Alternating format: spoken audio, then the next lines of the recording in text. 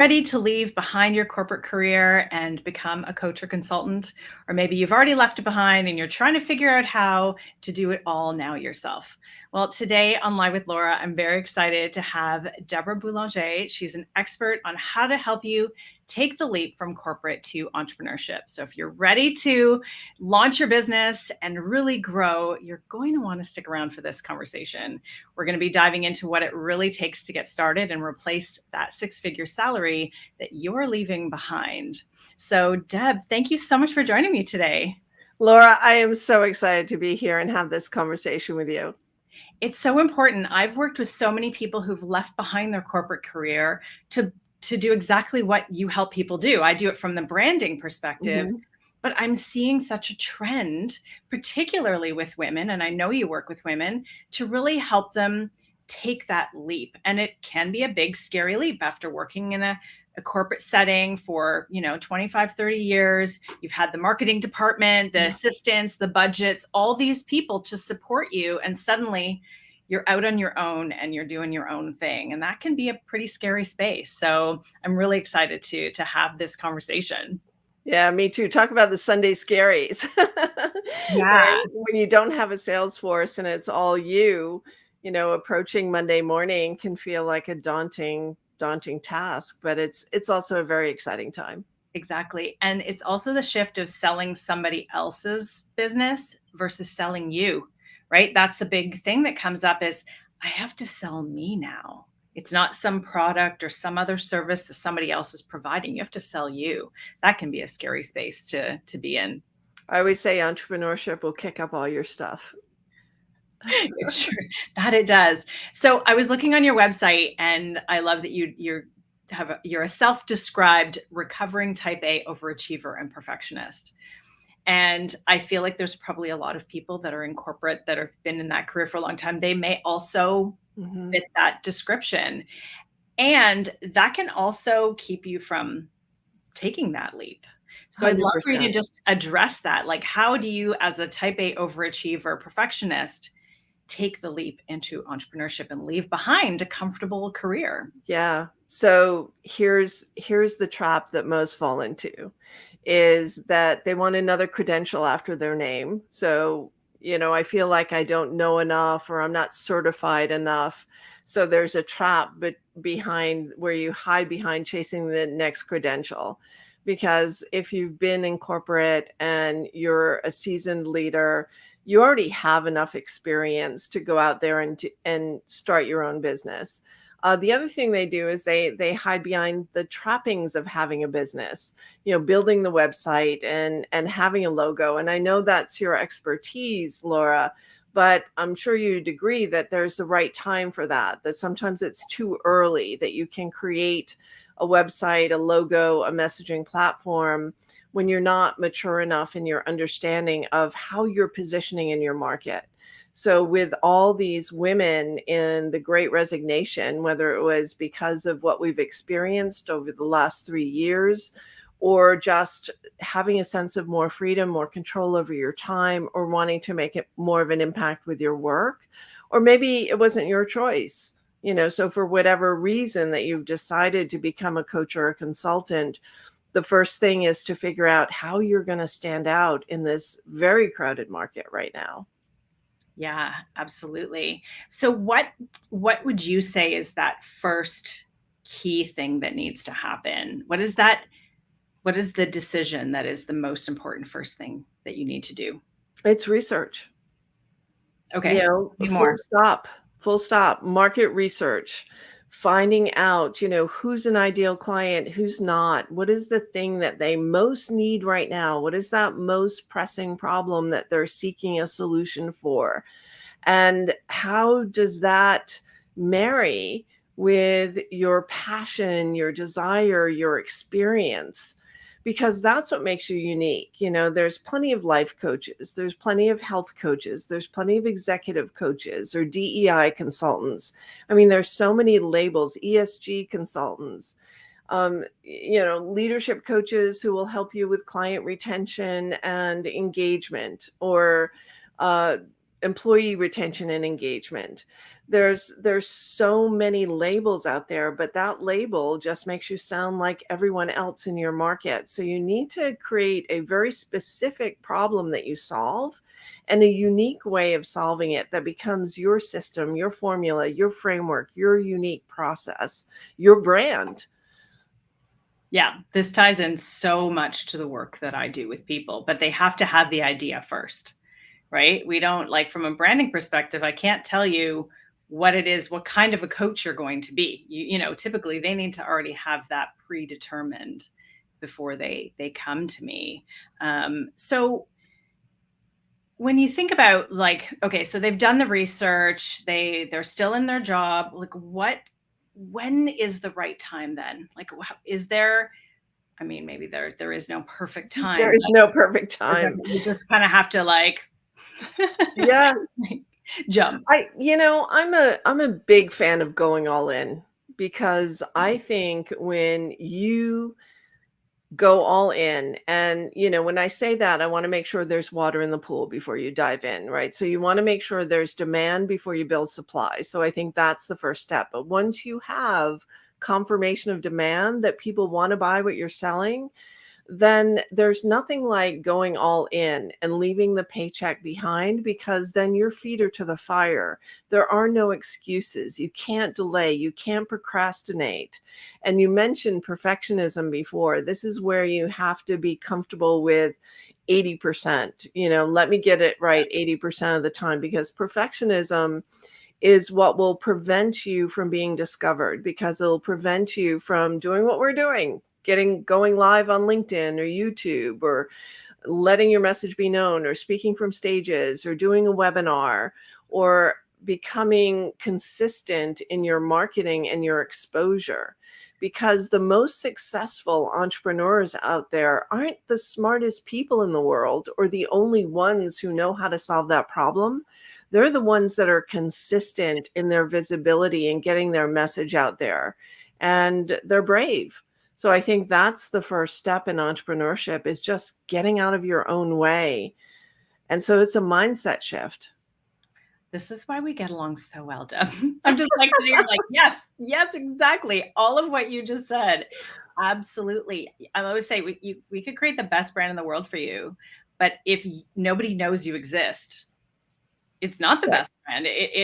Nobody will ever hire you if you can't put it out there in the world. So Right. love that, right? Get out of your own way. Helen's joining us. She says, just jump. Yeah, exactly. Yes, Helen, another person we have in common, Laura. That is so funny. I did not know you knew Helen. So hi, Helen. Enjoy, as we see you're out on a walk while you're joining us.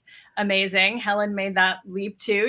She's Yeah, she did. and she's a client of mine. So how funny that How funny is that? intersecting in so many ways, which I find fascinating. The more, when you spend time as an entrepreneur, you do start to notice all of these intersections. So I'd love to know, you've had your business for what, about 10 years? 10 years. You left corporate. Congratulations. Yes, That's thank you. amazing. What do you wish you knew or did differently when you first started? I guess I wish I was more consistent. I wish I didn't let that perfectionism. It took me a while to let go of that, to be able to feel more confident with my voice. And once I nailed that, and I think my first foray was webinars, and it was a time before Zoom. So it wasn't video. So I didn't have like that, oh my God, I don't like the way I look.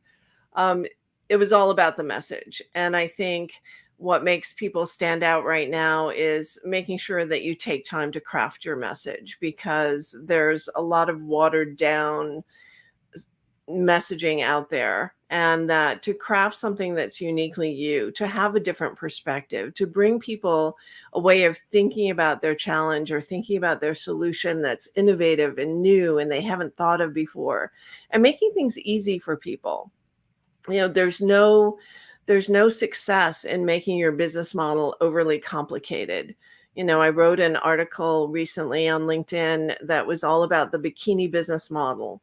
And I just I just thought that was like so an easy way of saying it. Not that I have a bikini body or I think bikini bodies are so fantastic, but a bikini business model is small, it's sexy, and everyone wants one, but you have to work really hard to get it. And a bikini business model is one where you have your services portfolio really dialed in. You're focused on the long-term value of a client to you so that you're growing with your clients are growing with you, and you're creating this beautiful ecosystem in your relationships.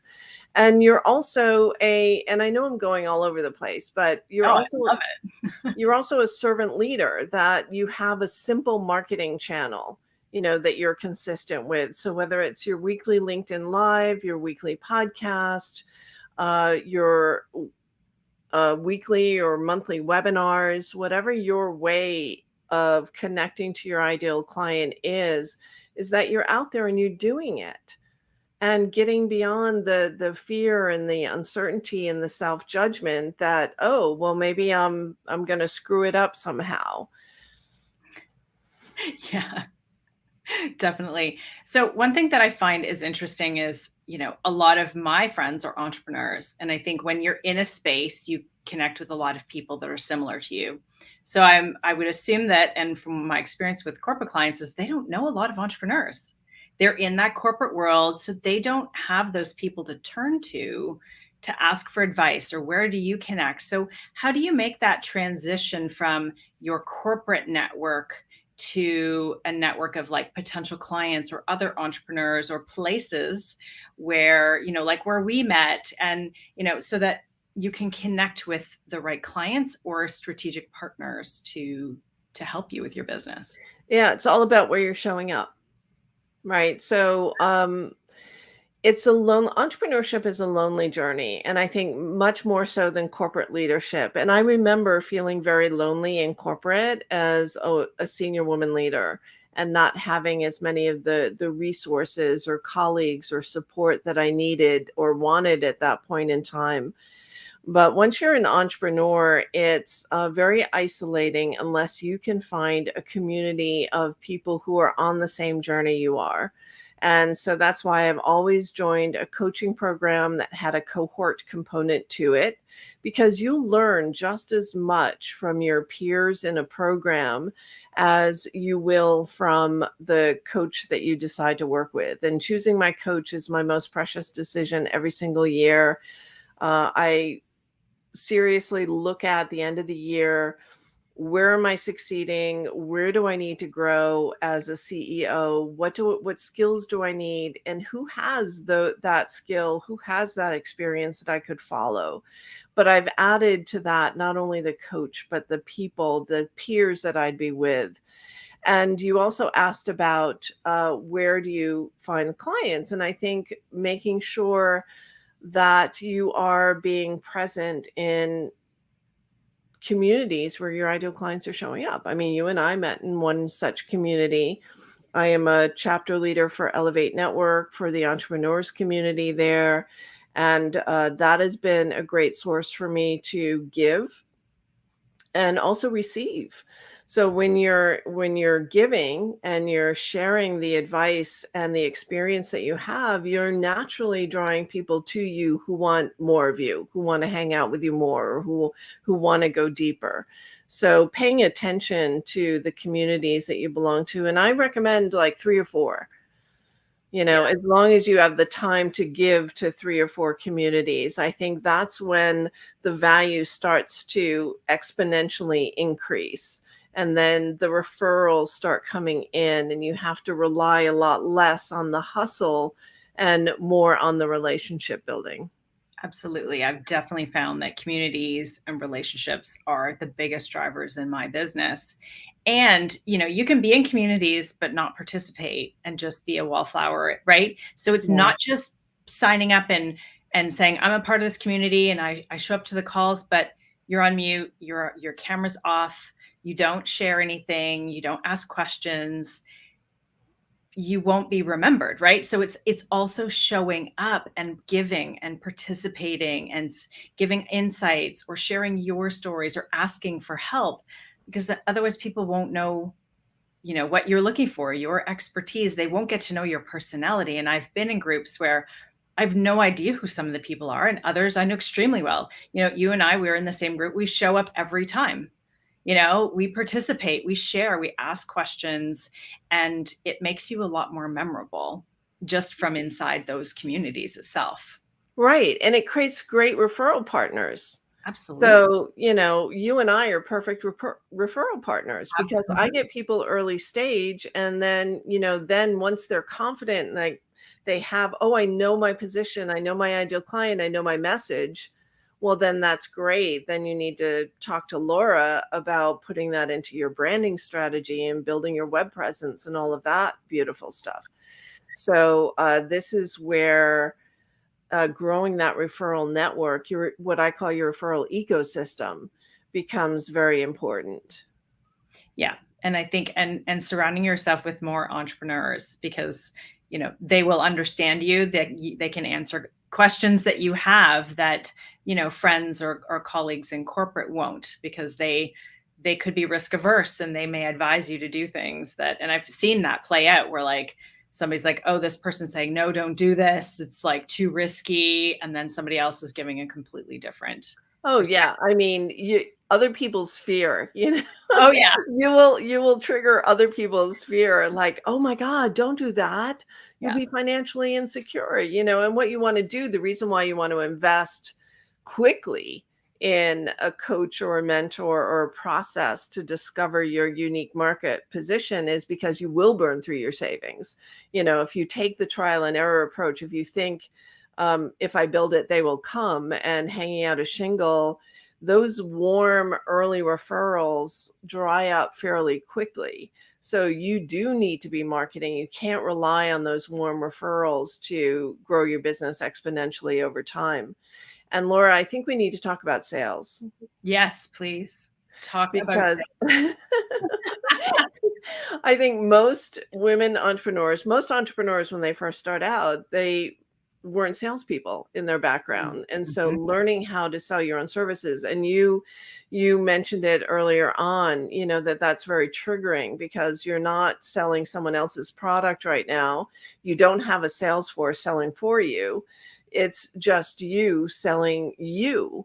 And people get all tripped up on that. Either they start pitching themselves and wonder why no one's buying, or they hang back and they start coaching and consulting, but they never make an offer. So I think one of the important concepts to grasp right away is you're not selling you. You're not selling your time. You're not selling your capability. You're selling an outcome. And I think sales becomes so much easier to understand and grasp when you take yourself out of that sales equation, because it's not about you. It has nothing to do with you. You're only the vehicle for someone to get where they are to where they want to be, to solve a problem, whether it's a problem in a company or a problem in an individual. And you're just the conduit. And as long as you have proof and you've got great testimonials and you've done it before and you have the stories to share, then it's about bringing that person to their yes or no, to their best next step for them. And that's a skill that can be taught and acquired. Yeah. So is sales a part of your process, like the work that you help your clients with? Absolutely. It's so critical. We just did a sales conversation lab last week.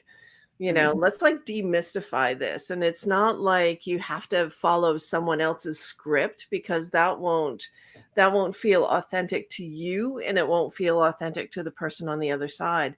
But you do need a framework. You need a framework to follow. You need a process, and you need to just be fully present. There's a lot of mindset work in sales, before you enter into a conversation, making the commitment to be present with that person, because otherwise there's two people showing up to that conversation, three people, the two of you, the you Voice that's in in your the head. conversation, then the you that's judging you and how you're performing in that conversation, and then the other person. So I think it's really important that you get some training and some practice and some skill in having those types of enrollment conversations.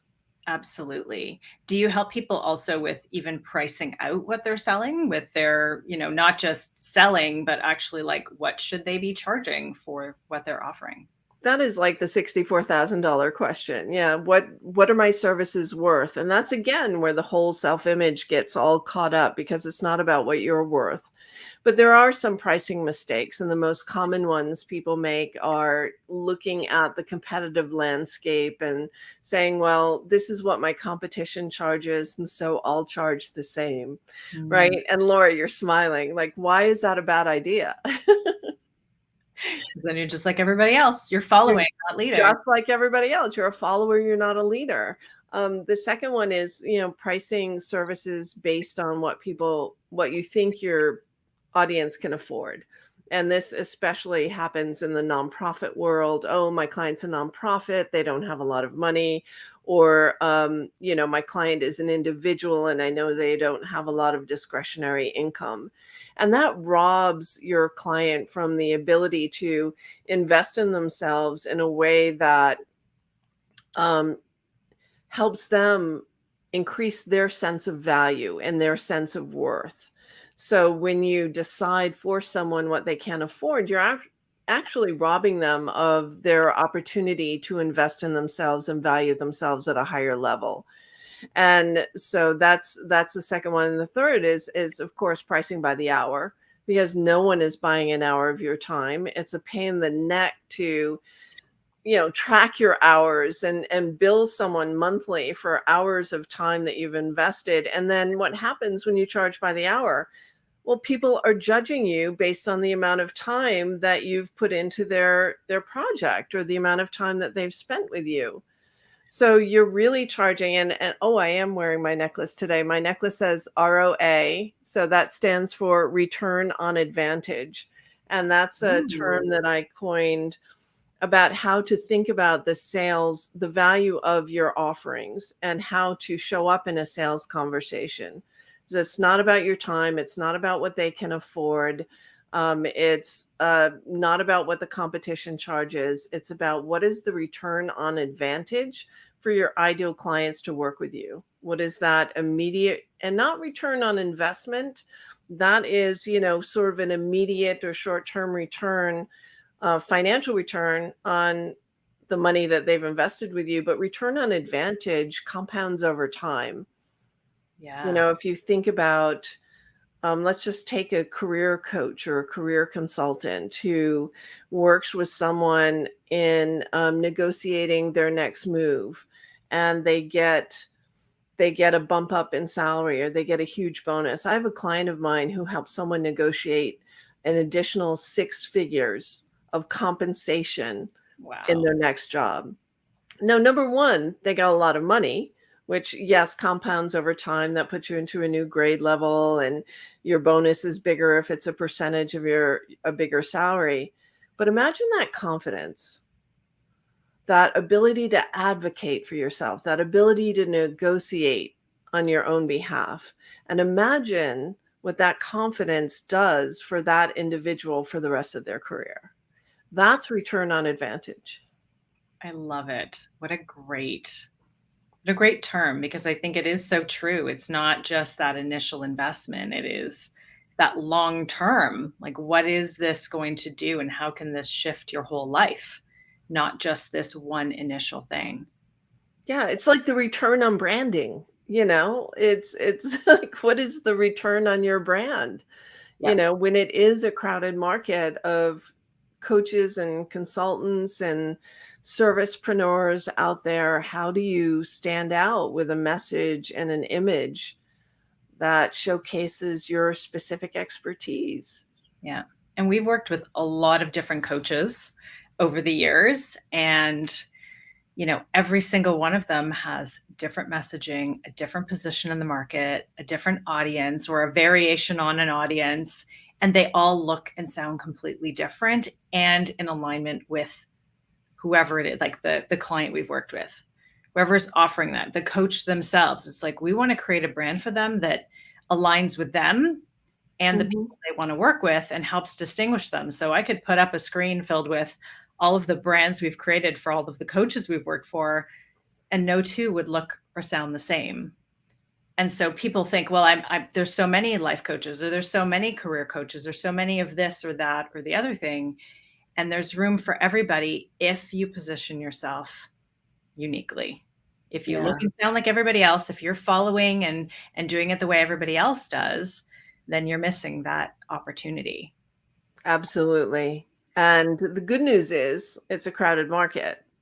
And that means that people are buying services like yours. The bad news is it's a crowded market. And in order to take a larger piece of that pie, you will need to stand out with a unique value proposition. But the opportunities are really endless. And I guess the other thing I would say is to remain relevant, because it's not like, and I think people who have been in it a long time struggle with this because the old way of selling or the old messaging strategy isn't working, or suddenly no one wants to buy what I'm offering. So it's not like you create your service offerings and they remain static and you sell the same thing for 20 years. Needs are always changing. Now we're in this space of this economic downturn, or a lot of uncertainty about the economy. We've just come out of a pandemic that was a lot of uncertainty. And so part of us are, some of us are wondering, when will it end? And how do you manage in this chaos? And I think having clarity on how to remain relevant and what messages and what services are really landing is super important, more important than ever right now. Absolutely. I couldn't agree more with you. So how can people work with you? Like, can you share just a Mhm. little bit about your offerings, and if somebody's like, I need this, I'm ready to take that leap. What's the best way to work with you, and how can they connect? Yeah. Well, first of all, we're on LinkedIn. So, Deb Boulanger, I think I'm the only Deb Boulanger here that I've seen. So definitely send me a message. But we offer free trainings on a regular basis. Like in 2 days on Thursday, I am offering a 4-hour training over 2 days called Fresh Out of Corporate, the six-figure roadmap for new coaches and consultants who are just getting started. Because the most important thing for you right now is to dial in that services portfolio, get your pricing right, figuring out how you're going to replace that salary. Laura, it blows my mind how many people don't know what their revenues are, or don't know, where their money is coming from. And so it's super important to dial in your service offering portfolio. And we start simple. We start with the skinny bikini business model first. Dial in your pricing, figure out where your referral ecosystem is coming from, and then manage your mindset and your time as CEO of this growing business. It's new. No matter, I don't care if you were a director or in the C-suite, this is a whole new business model for you. It's you bring much of what you learned in the corporate world with you, but you'll need to learn a lot of things that you haven't been taught up until now. Yeah. So we'll make sure to share that link. If you want to share it with me, we can post in the comments on the various. Absolutely. Yeah, and I have a guide, 7 steps to get new clients today. It doesn't have to be fancy. You don't have to go for all the bells and whistles. One of the mistakes I see new coaches and consultants make is take too many marketing courses that they're not ready for. So, don't go for online advertising right now. You're not ready for it. Don't create a do-it-yourself course. You're not ready for it. Now is the time to work with people one-on-one to discover, where is your zone of genius? Where do people get the results? And then you can systematize it and put it into group programs and scale. And also see who you want to work with, because I think sometimes you have a vision of like, this is who I want to work with, and then you start doing it and you're like, actually, this is not at all who I want to work with, right? But if you Yeah. if you go too soon into that niche, it can really, or niche, I know we're like got to cross both I know we're friends. We can say niche. I know, niche.